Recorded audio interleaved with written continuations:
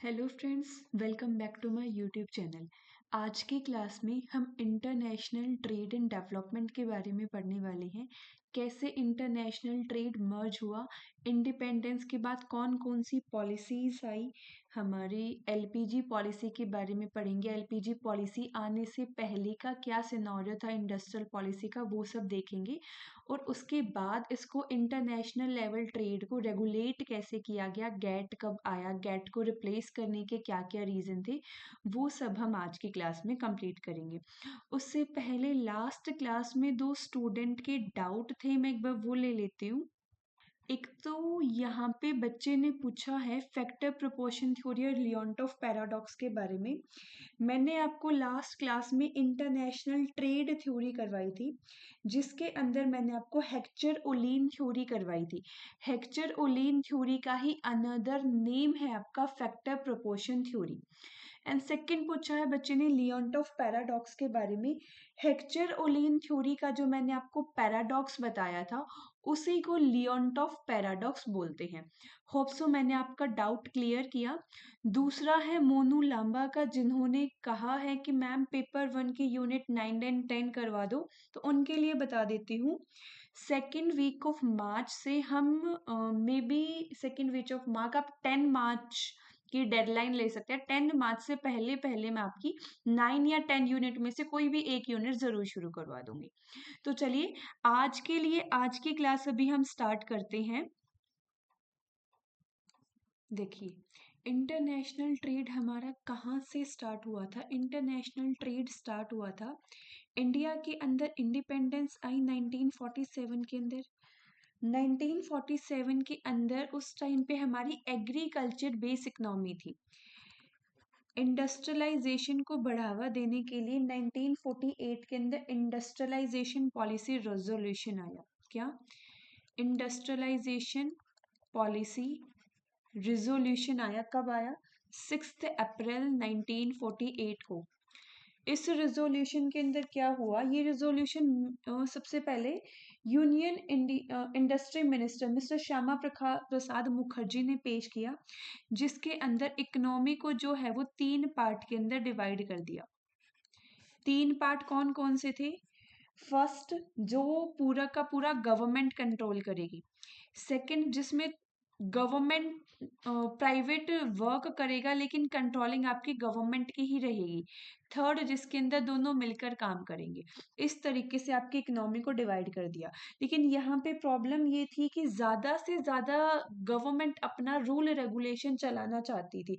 Then धीरे धीरे हमारा 1956 का रिफॉर्म आया। 1956 का इंडस्ट्रियल पॉलिसी रेजोल्यूशन आपका 30 अप्रैल को आया था।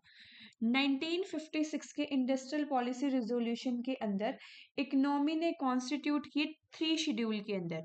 Schedule A, schedule B and schedule C. Schedule A के अंदर प्राइवेट सेक्टर की 17 इंडस्ट्री को कवर किया गया। प्राइवेट सेक्टर की 17 इंडस्ट्री को कवर किया गया। शेड्यूल बी के अंदर आपका प्राइवेट एंड मिक्स्ड सेक्टर की 12 इंडस्ट्री को कवर किया गया। वहीं पे शेड्यूल सी के अंदर आपकी ओनली प्राइवेट, वो भी स्मॉल इंडस्ट्री को कवर किया गया। और इन इंडस्ट्रीज को ज़्यादा से ज़्यादा बढ़ावा देने की बात करी गई। देन दिक्कत फिर से वहीं पे रह गई, ये लीड टू एक्सपेंशन था हमारा पीएसयू का। क्योंकि यहाँ हमने जो ये 17 इंडस्ट्रीज को कवर किया था, या यहाँ पे हमने 12 इंडस्ट्रीज को कवर किया था, ये वही इंडस्ट्री थी जो आगे जाके हमारी पीएसयू बनी। तो यहाँ पे फोकस आया आपका पीएसयू का। पीएसयू क्या होता है? पब्लिक सर्विस अंडरटेकिंग, जिसके अंदर गवर्नमेंट प्लस प्राइवेट दोनों मिलकर काम करते हैं। लेकिन दिक्कत वही रहेगी कि गवर्नमेंट का इंटरवेंशन आपका फिर भी कम नहीं हुआ। धीरे धीरे करके 1973 में आकर आपकी इंडस्ट्रियल पॉलिसी स्टेटमेंट आई। क्या? Industrial policy statement. इस इंडस्ट्रियल पॉलिसी स्टेटमेंट के अंदर फेरा एक्ट को मजबूत किया गया। किसको? फेरा एक्ट को मजबूत किया गया। फॉरेन एक्सचेंज रेगुलेशन एक्ट को पावर दी गई। साथ ही जो है वो आपके एमआरटीपी एक्ट के अंदर MRTP एक्ट बनना चाहिए, और ये बात हमारे यहाँ शुरू हो चुकी थी। MRTP एक्ट सॉरी आपका 1969 में बन चुका था, लेकिन इस एक्ट को भी यहाँ पे पावर देने की बात कही गई। यहाँ तक क्लियर हुआ? देखो चीजें चल कैसे रही है। पहले आपकी गवर्नमेंट डोमिनेंस ज्यादा थी, धीरे धीरे नए नए रेगुलेशन आ रहे हैं, नए नए रिफॉर्म्स आ रहे हैं, गवर्नमेंट डोमिनेशन कम होती जा रही है। 73 के बाद जो सबसे बड़ा चेंज आया, जो हम सारे पढ़ते हैं, वो है 1991 का LPG पॉलिसी। LPG पॉलिसी ने ये बोला कि चीजों को लिबरलाइज कर दो, चीजों में छूट दे दो, ताकि पर्सन जो है वो अपने हिसाब से काम कर सके।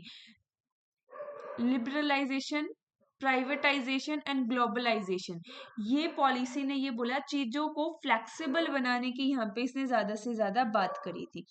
अब इसी के बेस पे यहाँ पे हमारी इकोनॉमी थोड़ी सी चेंज हो गई थी। उस टाइम पे अगर आप थोड़ा सा अगर टाइम पीरियड देख पा रहे हो, तो आप सबको ये पता है हमारा गेट बना था। गेट कब बना था? गेट बना था 1947 में, जिस टाइम पे हमारा फर्स्ट इंडस्ट्रियल रिवॉल्यूशन आया था 1948 में, उससे पहले ही हमारा गेट बन चुका था। गेट क्या करता था? गेट है general agreement on trade and tariff. GATT आपकी कोई ऑर्गेनाइजेशन नहीं है, ये याद रखना। गेट एक तरीके की मल्टीलेटरल एग्रीमेंट है कि बहुत सारे पर्सन ने मिलकर एक एग्रीमेंट कर लिया, दिस इज गेट। ये आपकी कोई ऑफिशियल ऑर्गेनाइजेशन नहीं थी।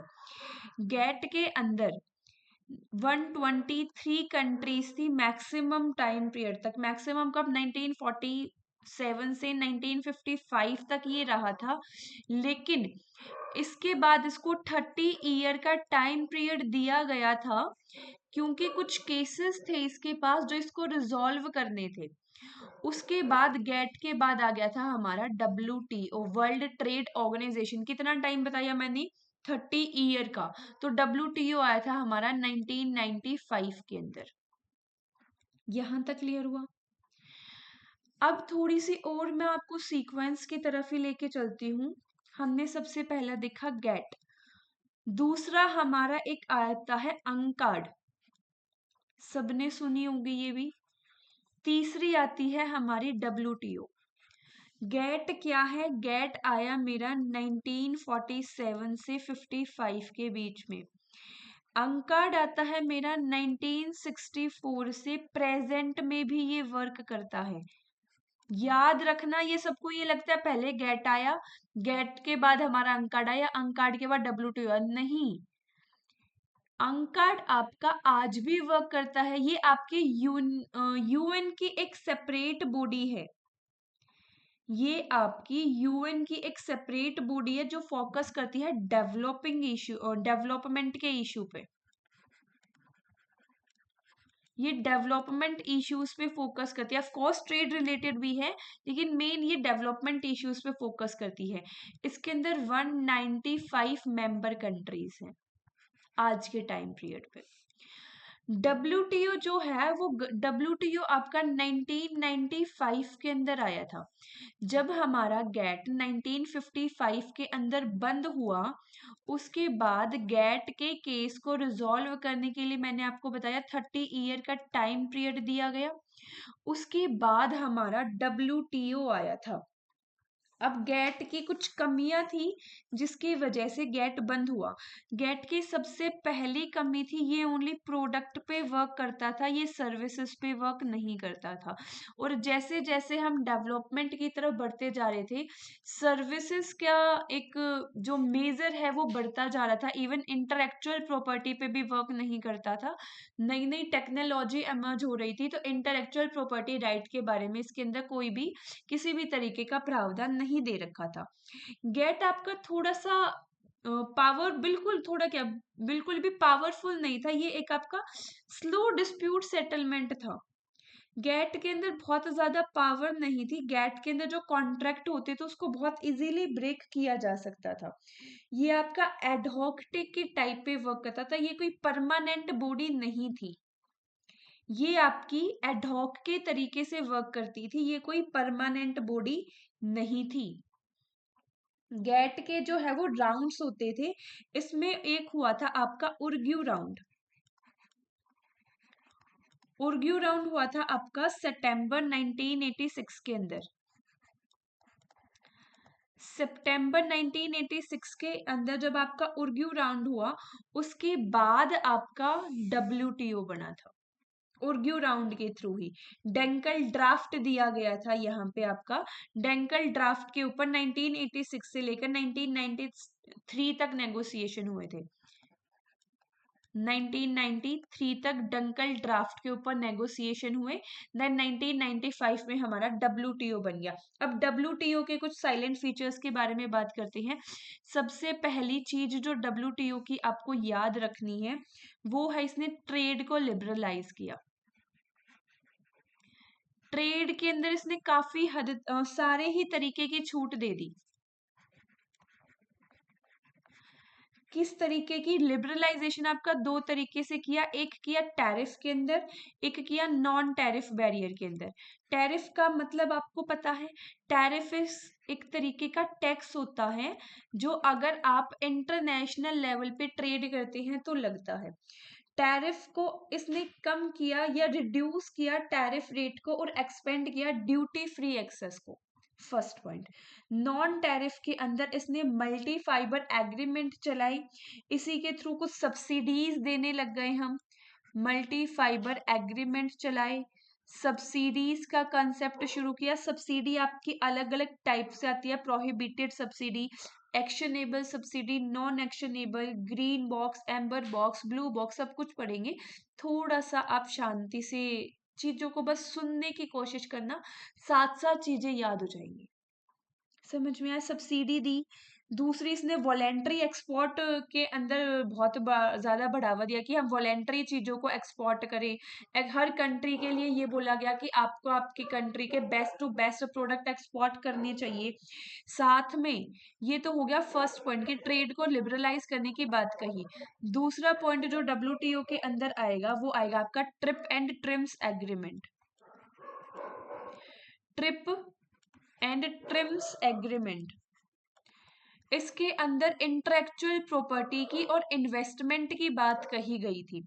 ट्रिप्स एग्रीमेंट आपका रिलेटेड है इंटेलेक्चुअल प्रॉपर्टी के मैकेनिज्म से, और वहीं पे ट्रिम एग्रीमेंट आपका रिलेटेड है इन्वेस्टमेंट मेजर से। नेक्स्ट इसके अंदर एक आपका डिस्प्यूट सेटलमेंट बॉडी बनाई गई जो कि हमारे गैट के अंदर नहीं थी। क्या? Dispute settlement body. फिफ्थ इसके अंदर एंटी डंपिंग ड्यूटी का प्रावधान दिया गया। ये डंपिंग क्या है, एंटी डंपिंग क्या है, डंपिंग के टाइप्स हम सब कुछ करेंगे आज। एंटी डंपिंग ड्यूटी, डंपिंग का मतलब क्या होता है? डंपिंग इज लाइक कि अगर कोई कंट्री अपनी खुद की कंट्री में वो उस चीज को महंगा बेचती है, दूसरी कंट्री में आके उस चीज को सस्ता बेचती है, ताकि वो दूसरी कंट्री का एक बहुत बड़ा मार्केट को कैप्चर कर सके, तो उसको रोकने के लिए एक टैक्स लगाया जाता है जिसको बोला जाता है डंपिंग। क्या? डंपिंग एक तरीके का टैक्स है। डंपिंग क्या है? एक तरीके का टैक्स आप मान सकते हैं। फॉर एग्जाम्पल, एक कंट्री है इंडिया, एक कंट्री है जापान। जापान के अंदर उसका प्रोडक्ट एक्स की कीमत, जापान के अंदर प्रोडक्ट एक्स की कीमत जो है वो 100 रुपीज है। प्रोडक्ट एक्स कुछ भी हो सकता है। वहीं पे जापान जो है वो इंडिया के अंदर आके इसी प्रोडक्ट एक्स को सेल आउट करता है 40 रुपीज के अंदर। क्यों? ताकि वो इंडिया की मार्केट को कैप्चर कर सके, first. Second point, domestic market को क्रैश कर सके। जब इस मोटिव से आप आके सेल आउट करते हो तो उसको बोला जाता है डंपिंग। बट यहाँ याद रखना, the margin dumping is less than 2%, then the case of dumping does not arise. क्या? अगर मार्जिन आपका डंपिंग का 2% या उससे कम है, अगर यहाँ 100 रुपीज का मैं सेल कर रहा हूं, यहाँ मैं 98 रुपीज तक सेल करता हूं, तो मेरे ऊपर कोई डंपिंग अराइज नहीं होगी। ये भी समझ में आया? ये था हमारा डंपिंग का कॉन्सेप्ट। अब अगेन वहीं पे चलते हैं, एंटी डंपिंग प्रोग्राम आया हमारा। उसके बाद हम बात करते हैं सब्सिडरीज के बारे में। देखो एक बार रिवाइज करवा देती हूँ ताकि चीजें साथ साथ याद हो जाएं आपको। मेरा मोटिव यही है, क्योंकि आज मैं कोई स्लाइड इसीलिए ही नहीं लेके आई हूँ ताकि चीजें साथ साथ याद हो। सबसे पहले हमारा 1947 के अंदर हमारा देश आजाद हुआ। 1948 के अंदर मेरी इंडस्ट्रियल पॉलिसी रिजोल्यूशन आया। इन्होंने हमारी इकोनॉमी को 3 पार्ट के अंदर डिवाइड कर दिया। जिस टाइम पे देश आजाद हुआ था उसी टाइम पे हमारा गेट आ गया था। चीजों को रिलेट करके याद करोगे तो ये डेट्स बेटर तरीके से याद होगी। उसके बाद जब मैंने ये ऑब्जर्व किया नहीं कि यहाँ पे गवर्नमेंट की कंट्रोलिंग बहुत ज्यादा है, तो एक न्यू कंसेप्ट इमर्ज हुआ जिसको मैंने नाम दिया पीएसयू। इस पीएसयू के ऊपर फोकस किया गया मेरा 1956 के अंदर। 30 अप्रैल 1956 में अगेन मेरी एक इंडस्ट्रियल पॉलिसी रिजोल्यूशन आया, जिसने कि 3 पार्ट के अंदर मेरी इकोनॉमिक इंडस्ट्री को डिवाइड किया। और जो ये पार्ट के अंदर डिवाइड किया, इन्हीं में से मेरी जो प्राइवेट पब्लिक कंपनी थी वो बाद में पीएसयू बनी थी। धीरे धीरे करके जब हमने प्रॉब्लम को और एराइज करना शुरू किया, तो 1973 के अंदर मेरी इंडस्ट्रियल पॉलिसी आई, जिसका बहुत ज़्यादा इम्पैक्ट तो नहीं रहा, लेकिन हाँ उसने फेरा और कंपटीशन के ऊपर फोकस किया था कि हमारा फेयर कंपटीशन होना चाहिए। जब कंपटीशन की बात आई तो कंपटीशन से एमर्ज हुआ कि हमारा ग्लोबल लेवल कंपटीशन क्यों नहीं। तो सारी चीजें जो है वो डायरेक्शन दे रही थी आपको कहाँ तक, कि आपको अब एलपीजी की जरूरत है। एलपीजी पॉलिसी आई हमारी 1991 के अंदर, जिसके अंदर हमने चीजों को लिबरलाइज किया। कोई भी रूल रेगुलेशन है किसी बिजनेस को स्टार्ट करने के लिए, कुछ पॉलिसीज है, तो उसको हमने काफी हद तक छूट दी। हमने चीजों को प्राइवेट सेक्टर में ज्यादा से ज्यादा बांटा। एंड थर्ड पॉइंट ग्लोबलाइजेशन की, मैंने इंटरनेशनल ट्रेड के ऊपर फोकस किया। यहां तक क्लियर? उसके बाद हमने इसी को कनेक्ट किया अपने गैट से, अंकार्ड से और डब्ल्यूटीओ से। गैट हमारा आया था 1947 से के अंदर 1955 तक इसने काम किया।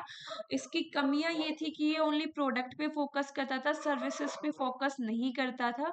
ये आपके कोई ऑर्गेनाइजेशन नहीं है। This is a multilateral trade agreement, कि कुछ पर्सन्स ने मिलके या कुछ कंट्रीज ने मिलके आपस में एग्रीमेंट कर लिया तो वो आपका गेट हो गया। गेट के कुछ राउंड होते थे, हमारा उर्ग्यू राउंड हुआ था 1986 के अंदर। उर्ग्यू राउंड का हमारी नेगोशिएशन चली थी 1993 तक। उसके बाद हमारा कंक्लूजन आया था उर्ग्यू राउंड का ही, कि हमने डब्ल्यूटीओ को एस्टेब्लिश किया। इसी के बीच में हमारी ट्रेड से रिलेटेड एक और इम्पॉर्टेंट बॉडी आई थी, जो कि आई थी 1964 के अंदर। ये हमारी एक यूएन की सेपरेट बॉडी है, जो आज भी प्रेजेंटली वर्क करती है। 195 इसके अंदर मेंबर है। यहां तक क्लियर सभी को? होप सो यहां तक किसी का कोई भी डाउट नहीं होगा। अंकार्ड की फुल फॉर्म भी लिख लो साथ साथ, United nation conference on trade and development. WTO आपका वर्ल्ड ट्रेड ऑर्गेनाइजेशन। गेट की फुल फॉर्म आपका general agreement on trade and tariff. जिसको लिखना है वो लिख लो साथ साथ। डब्ल्यूटीओ का हेडक्वार्टर है आपका जनेवा के अंदर। यहां तक सबको सारी चीजें क्लियर हैं? अब मैं इसी के थ्रू आपको एक छोटी सी टाइमलाइन और कनेक्ट करवाने चाहती हूँ। एक सेकंड रुकना, मैं यहाँ स्पेस क्रिएट करती हूँ बीच में ही, क्योंकि मुझे स्पेस चाहिए। देखो, आपने फेरा के बारे में पता है, आपको फेमा के बारे में पता है। पता है फेरा क्या है? Foreign exchange regulation act, foreign exchange and management authority. क्या मैंने ये दोनों फुल फॉर्म सही बोली हैं? अरे नहीं, अथॉरिटी नहीं होता, एक्ट होता है। देखो, फेरा है आपका फॉरेन एक्सचेंज रेगुलेशन एक्ट, लिख लो, foreign exchange regulation act. And FEMA है आपका foreign exchange management act, foreign exchange management act. आपको ये पता है ये फेरा कब आया था? आपका जो ये फेरा है ये आया था आपका 1973 के अंदर, और फेमा आया था आपका 1999 के अंदर। इसकी जरूरत क्यों पड़ी मेरे को ये बताओ। इसकी जरूरत हमें यहाँ इसीलिए पड़ी क्योंकि जो हमारा गैट था और जो WTO था उसमें बहुत ज्यादा चेंजेस आ गए थे। जो फेरा बना था वो तो मेरे गैट के प्रिंसिपल्स के बेसिस पे बना हुआ था। अब WTO के प्रिंसिपल्स के साथ मेरा फेरा वर्क नहीं कर पा रहा था, तो इसको मुझे चेंज करने की जरूरत पड़ी और मैंने इसको चेंज किया 1991 में आके। गेट कब आया था? दोबारा फटाफट बोल दो, अब सारी डेट साथ साथ याद हो जानी चाहिए। 1948। WTO कब आया था? 1995। कब खत्म हुआ था? 1955। अंकार्ड कब आया था बीच में? अंकार्ड आया था जी आपका 1964। हो गई ना सारी डेट याद? इसी के 4 साल बाद मैंने इसको रिप्लेस कर दिया, आ गया मेरा क्या? फेमा। नेक्स्ट आपका एक है MRTP एक्ट, MRTP एक्ट, और दूसरा है कंपटीशन एक्ट 2002, कंपटीशन एक्ट 2002। ये भी आपका रिप्लेस हुआ है। MRTP एक्ट कब आया था? 1969 के अंदर। कंपटीशन एक्ट मैंने लिख ही दिया 2002। इसको चेंज करने की क्या जरूरत पड़ी भाई? ओह, इसको चेंज करने की क्या जरूरत पड़ी? इसको चेंज करने की वही जरूरत पड़ी जो हमारी यहाँ पे पड़ गई थी। कहाँ पे? जो हमारी यहाँ जरूरत पड़ी थी, गैट यहाँ पे। क्योंकि जो कंपटीशन के आपके MRTP एक्ट के अंदर रूल्स बता रखे थे, जो पॉलिसीज बना रखी थी, वो आपकी WTO के साथ एमर्ज नहीं हो पा रही थी। इसीलिए MRTP एक्ट को भी रिप्लेस करना पड़ा कंपटीशन एक्ट 2002 से। अब देखो ये WTO आता है, उसने धुआं उठा दिया, बाकी एक्ट के ऊपर इतने बड़े बड़े चेंज ले आए। समझ में आया चीजें चल कैसे रही हैं? चलिए अब आगे बढ़ते हैं। हमने एक टर्म देखी है क्या? डंपिंग। ये डंपिंग और इसकी टाइप्स के बारे में पढ़ते हैं, फिर एक टॉपिक और करेंगे जो कि होगा हमारा सब्सिडरीज और उसकी टाइप्स। क्लियर?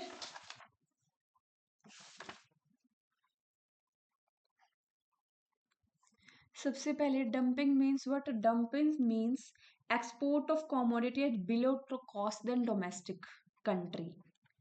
एक्सपोर्ट करता है कमोडिटी को एट बिलो कॉस्ट, किससे बिलो? देन डोमेस्टिक कंट्री, इसको बोला जाता है dumping. First type of dumping होती है आपकी sporadic dumping.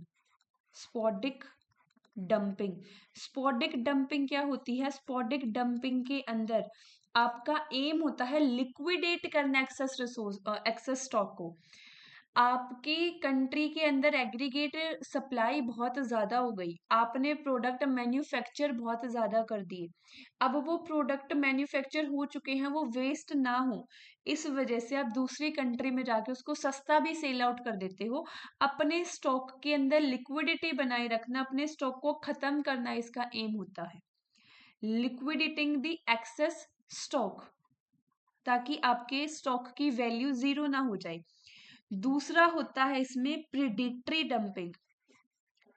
Predatory dumping, predatory dumping का मतलब होता है जहां पे आप मार्केट को पेनिट्रेट करते हो, जहां पे आप मार्केट को पेनिट्रेट करते हो, penetrate means selling at loss, आप लॉस पे भी सेल कर देते हो, क्यों? Gain access to market and eliminate competition. यहाँ पे सबसे ज्यादा इस टाइप की डंपिंग पे सबसे ज्यादा एंटी डंपिंग ड्यूटी लगाई जाती है, क्योंकि इनका एम ही ये होता है कि हम सामने वाली कंट्री के कंपटीशन को खत्म कर दें, तो उसको बोला जाता है predatory dumping. Predatory dumping means what? Predatory dumping is a method in which a manufacturer sell at loss to gain access to the market and eliminate competition। इसी को हम इंटरमिटेंट डंपिंग भी बोलते हैं, ये याद रखना। अनदर नेम इंटरमिटेंट डंपिंग भी हम प्रीडेटरी डंपिंग को ही बोलते हैं। थर्ड आता है आपका परसिस्टेंट डंपिंग। परसिस्टेंट डंपिंग का मतलब है जब दूसरी कंपनी में ओनली वेरिएबल कॉस्ट आप पूरा करना चाहते हो, परसिस्टेंट डंपिंग को आप परमानेंट डंपिंग बोलते हो। परमानेंट डंपिंग, आपका ऑब्जेक्टिव ये है कि मैं ज्यादा से ज्यादा सेल आउट करूं अपने प्रोडक्ट को, मैं अपने प्रोडक्ट की एक इमेज बनाना चाहता हूं। अगर मेरे को दूसरी कंट्री में जाके सिर्फ मेरी वेरिएबल कॉस्ट भी पूरी हो जाएगी ना, तो मैं राजी हूँ, मेरी इमेज बन जाएगी एक मेरे प्रोडक्ट की, तो उसको बोला जाता है परसिस्टेंट डंपिंग, जहां पे आप दूसरी कंपनी में दूसरी कंट्री में ओनली वेरिएबल कॉस्ट को पूरा करते हैं, ओनली वेरिएबल कॉस्ट को पूरा करके सामान को सस्ता बेचते हैं। फोर्थ आती है आपकी रिवर्स डंपिंग। ये रिवर्स डंपिंग क्या? रिवर्स डंपिंग नाम से ही बता रही है, रिवर्स डंपिंग आप अपनी कंट्री में तो बेचते हो सस्ता और दूसरी कंट्री में बेचते हो महंगा, इसको बोला जाता है reverse dumping. Golden question for today's class, anti dumping duty कौन इम्पोज करता है? वो इम्पोज एंटी डंपिंग ड्यूटी, और एमपी डंपिंग ड्यूटी में सनसेट पीरियड क्या होता है? चलो एक तो आंसर मैं ही बता देती हूँ, DGDA। DGDA director general of aligned duty आपका एंटी डंपिंग ड्यूटी लगाता है। अब एंटी डंपिंग ड्यूटी में ये सनसेट पीरियड क्या होता है, ये भी हिंट दे देती हूँ कि 5 साल का है। क्या था ये? अब आ जाओ, एक नेक्स्ट टॉपिक जो हमें आज करना है वो है सब्सिडरी का। सब्सिडरी, WTO के अंदर आपको मेनली 6 तरीके की सब्सिडरी के बारे में पढ़ना होता है।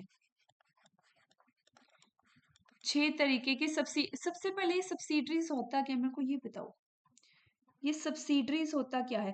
सब्सिडरी इज लाइक कि आप किसी प्रोडक्ट को एंकरेज करते हो कि उसकी सेलिंग ज्यादा हो, तो उस प्रोडक्ट के ऊपर गवर्नमेंट अपनी तरफ से मैन्युफैक्चरर को एक छोटी सी अमाउंट दे देती है, जिसकी वजह से मैन्युफैक्चरर की कॉस्ट कम हो जाए और वो प्रोडक्ट को ज्यादा से ज्यादा सेल आउट करे। बेसिक मीनिंग ये होता है सब्सिडरी का। सब्सिडरी डोमेस्टिक सपोर्ट आपको मिला है कहाँ पे? WTO के अंदर। उसके अंदर आपकी 3 सब्सिडी हैं, एक है प्रोहिबिटेड सब्सिडी, दूसरी है आपकी actionable subsidy, and another one is non actionable subsidy. वहीं पे इसके अलावा आपकी एग्री सब्सिडी 3 पार्ट में और है जो कि बॉक्स के बेस पे है। एक है आपकी ग्रीन बॉक्स सब्सिडी, सेकंड है आपकी amber box subsidy, and the last one is your blue box subsidy. क्या होती है ये? Prohibited subsidy, recipient to meet certain export target, जहां पे आपको कुछ सर्टेन एक्सपोर्ट टारगेट को मीट करना है या फिर इसे यूज किया जाता है domestic goods instead of imported goods, कि आप ये चाहते हो कि डोमेस्टिक गुड्स ज्यादा प्रोड्यूस हो आपकी कंट्री के अंदर रेदर देन कि आप उनको इंपोर्ट करो, तो उसके लिए जो आप सब्सिडरी प्रोवाइड करते हो उसको बोला जाता है प्रोहिबिटेड सब्सिडरी। नेक्स्ट है एक्शनेबल सब्सिडरी। एक्शनेबल सब्सिडरी का पहले तो एडवर्स इफेक्ट होता है उनके इंटरेस्ट पे। Complaining country has to show that subsidy has an adverse impact, जिस भी सब्सिडरी का कुछ एडवर्स इम्पैक्ट होता है इंटरेस्ट पे उसको बोला जाता है actionable subsidiary. And totally opposite non actionable can not challenge the WTO dispute settlement procedure, इसको आप चैलेंज ही नहीं कर सकते। WTO के डिस्प्यूट सेटलमेंट प्रोसीजर के अंदर नॉन एक्शनेबल सब्सिडरी को तुम चैलेंज नहीं कर सकते। अब आ जाओ green box subsidiary. Green box subsidiary का मतलब है सब्सिडरी दी जाती है फॉर आपकी ग्रोथ एंड हेल्प के लिए, लाइक एनवायरमेंट को प्रोटेक्ट करने के लिए आप सस्टेनेबल डेवलपमेंट कोई प्रोडक्ट बना रहे हो तो उसके लिए जो आपको सब्सिडरी दी जाएगी वो होती है ग्रीन बॉक्स सब्सिडरी। एनवायरमेंट से याद रख लेना, ग्रीन बॉक्स एनवायरमेंट को प्रोटेक्ट कर रहे हो मतलब कि ग्रोथ के लिए और हेल्प के लिए आपको सब्सिडरी मिल रही है। एम्बर बॉक्स सब्सिडरी होती है बच्चा आपकी negative subsidiary. Negative subsidiary in the sense कि आप कह सकते हो डिस्टॉर्ट करती है आपके ट्रेड बैलेंस को। Country produce become cheaper than other, distort कर देती है ये सब्सिडरी आपके ट्रेड बैलेंस को, इसीलिए इसे नेगेटिव सब्सिडरी बोला जाता है। एग्जाम्पल दे सकते हो आप, इनपुट सब्सिडरी सबसे like subsidiary on electricity, subsidiary on seed fertiliser irrigation, ऐसी चीजों पे सब्सिडरी दे रहे हो जो आपके ट्रेड बैलेंस को ही खत्म कर देगी बिल्कुल। नेक्स्ट है blue base subsidiary, blue box subsidiary. Blue box subsidiary किसी पर्टिकुलर प्रोग्राम या स्कीम के लिए सब्सिडरी दी जाती है कि आपका फोकस है ज्यादा से ज्यादा आप हाइड्रो पावर प्लांट को एक्स्टेब्लिश कर रहे हो, तो वो हाइड्रो पावर प्लांट के लिए जो सब्सिडी होगी वो होगी ब्लू बॉक्स सब्सिडरी। यहां तक किसी का कोई डाउट हो तो बताओ। चलिए उम्मीद करती हूँ यहाँ तक समझ में आया होगा। नेक्स्ट क्लास के अंदर ऑप्शन देती हूँ, या तो IMF एंड वर्ल्ड बैंक के बारे में पढ़ाई करेंगे या फिर आप mode of entry in international business, as per your choice. Comment करके ज़रूर बताना कौन सा टॉपिक कवर करना चाहते हो, अदरवाइज फिर मैं अपने अकॉर्डिंग लेके चलूँगी। चलिए आज की क्लास को यहीं ख़त्म करते हैं। Very very thank you so much to all of you to join with me. उम्मीद करती हूँ आप सबको समझ में आया होगा। कोई डाउट है तो ऑफकोर्स कमेंट कर सकते हैं, बाकी वीडियोज़ के लिए आप प्ले को रेफ़र कर सकते हैं। Thank you so much.